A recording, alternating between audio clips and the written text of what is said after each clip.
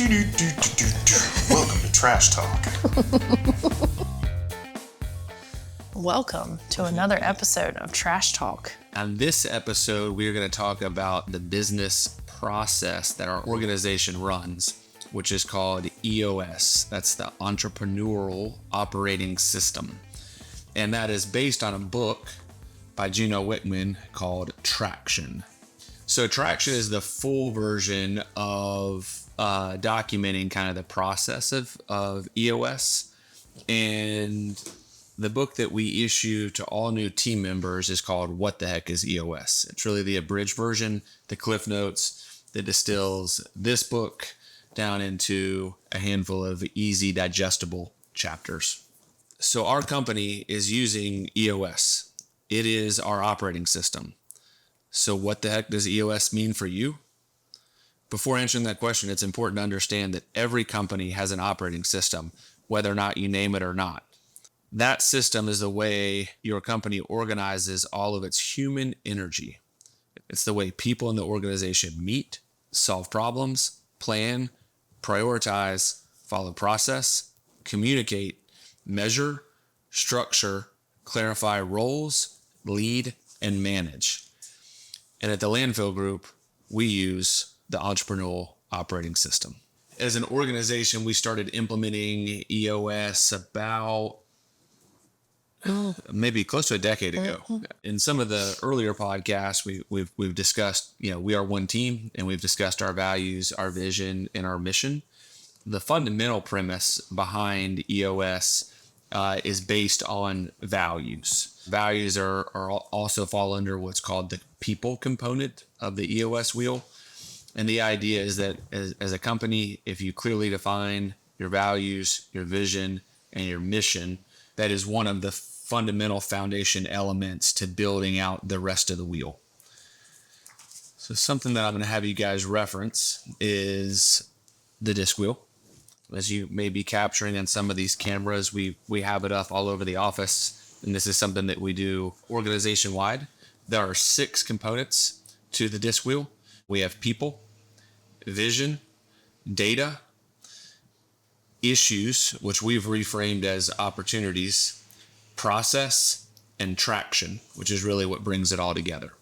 Every year, we fill out what is called the Vision Traction Organizer, which is a format for getting all of our thoughts and ideas down for the year. And it's a succinct way for us to track what our goals are, how we're going to break that down in the coming year into rocks, which are 90-day milestones, or 90-day tasks that we're going to identify and try to tackle in order to accomplish our goals throughout the year.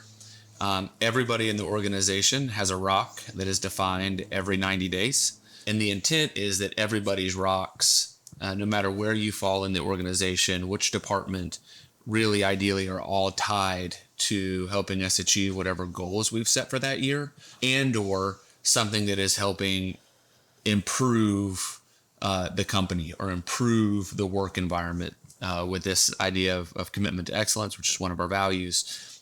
Rocks tie hand in hand with that. The vision component. When we talked about values, vision, and mission, the vision component of EOS is really our 10-year target. We use them one and the same. And that's just a key thing that I'd like to bring to everyone's attention, because it's an infinite goal. Chris, do you want to share what our vision is? Sure. Our vision is to be a company that is surrounded by people who embody our values and achieve our goals, that's equitable, that promotes purpose, and encourages our employees to create a meaningful quality of life. Here's a really good illustration of how EOS is intended to come together. So you have rocks, you've got sand, and you've got water. And if you've got to fit all those into a jar, how do you do it?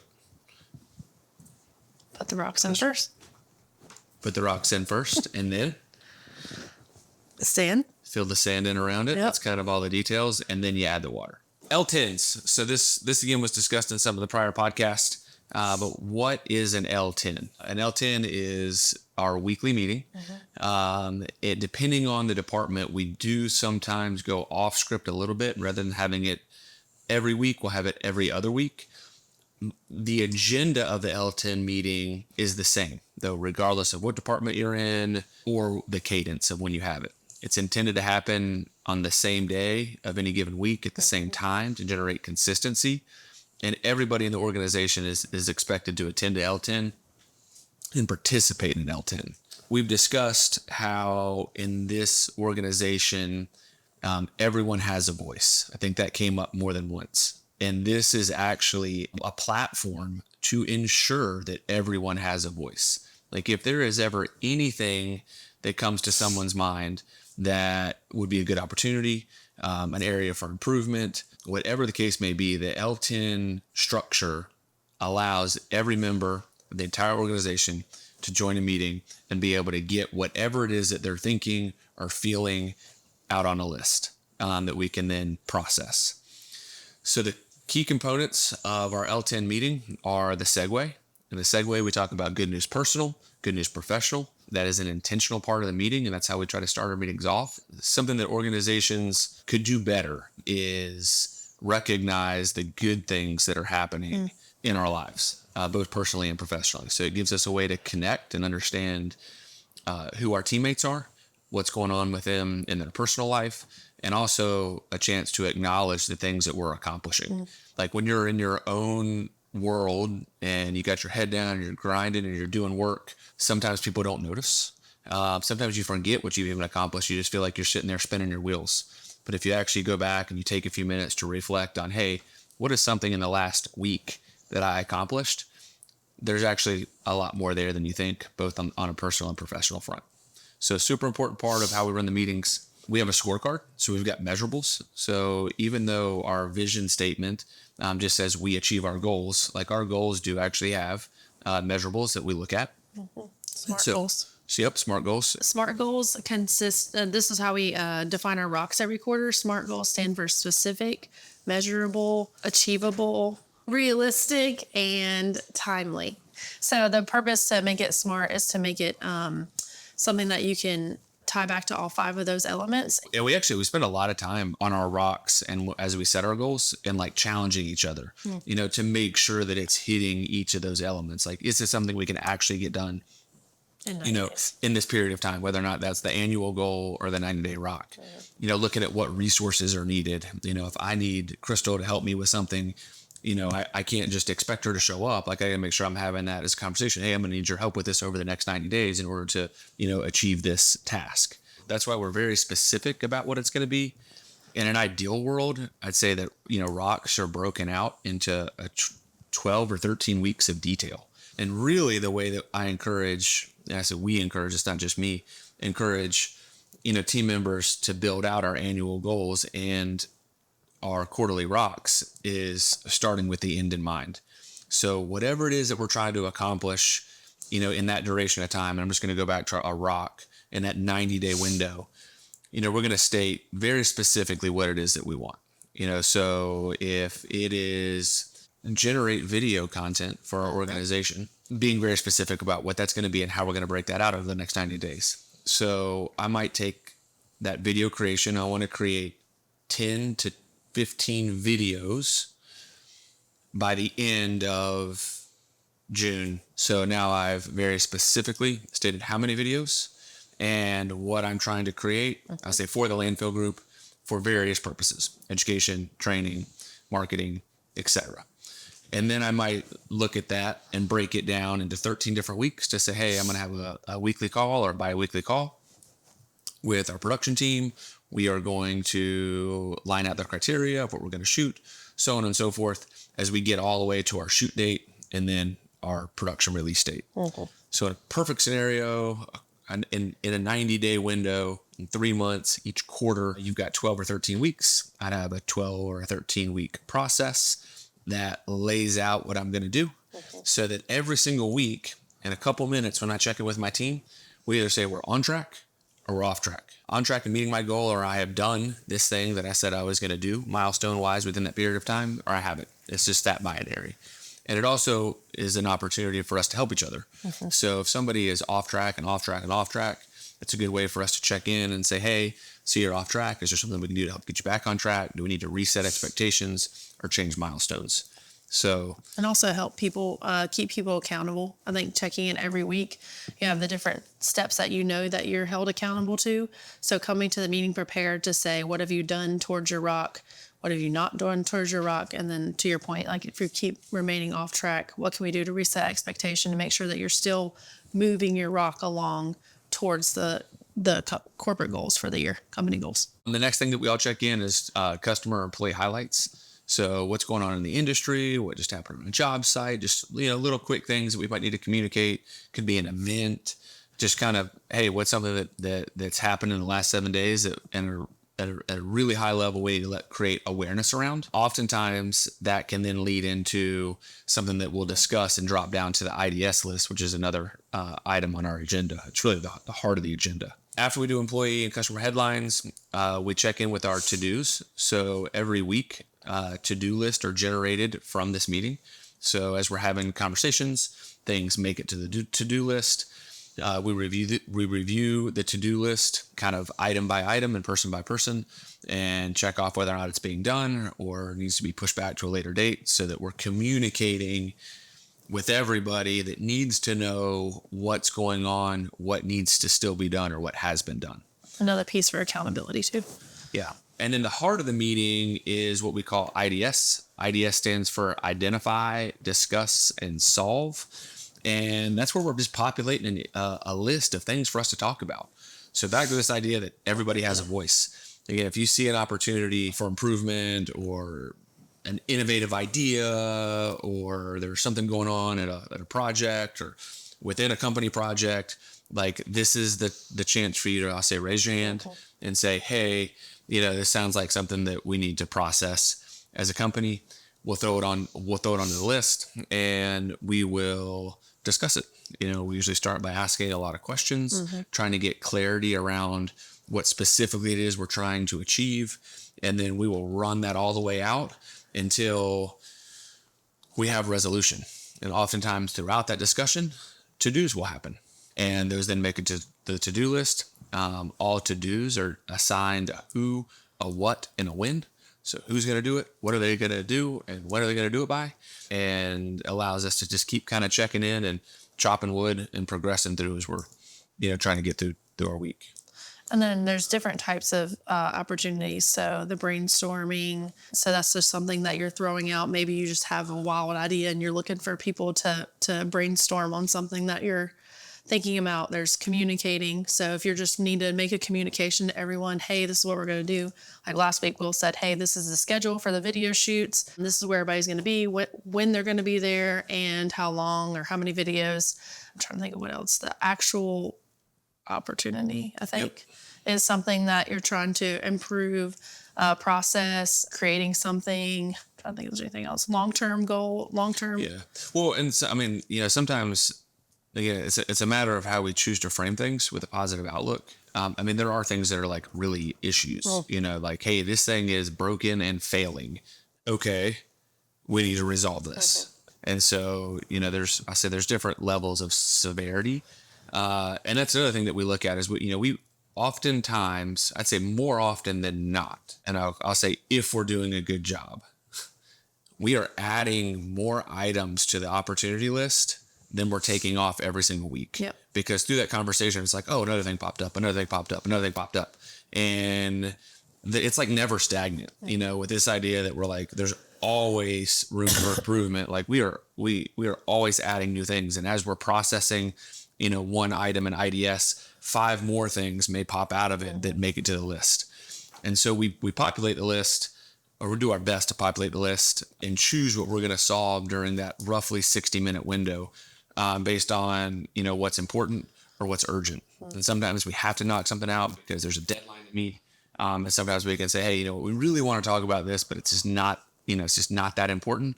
It's just not that urgent. So we need to talk about one of these big items that are needed for us to really try to advance the organization's mission. I think another important thing to note from a timing perspective is the LTINs, again, have this weekly cadence. The leadership team and most of our departments also will have longer meetings on a monthly basis, on a quarterly basis, and on an annual basis. So the leadership team gets together in person every single month for a full day, every single quarter, usually for at least a day, if not a day and a half. And then every single year, typically towards the end of the year, as we reflect on the current year and then plan for the next year, for several days, which we call our 2-day annual. That 2-day annual usually ends up being 3 or 4 days. And then every meeting ends with a conclusion. As we conclude the meeting, we recap the to-do list so everybody's very clear on what needs to be done. We talk about any cascading messages. Was there anything that came out of this meeting that we need to communicate with everybody broadly? And then we will rate the meeting on a scale of 1 to 10 based on how well we felt like the meeting went. It's the people that show up at the meeting or sometimes don't that make the meeting. So whenever we look at, a meeting rating and, again, the best you can get is a 10.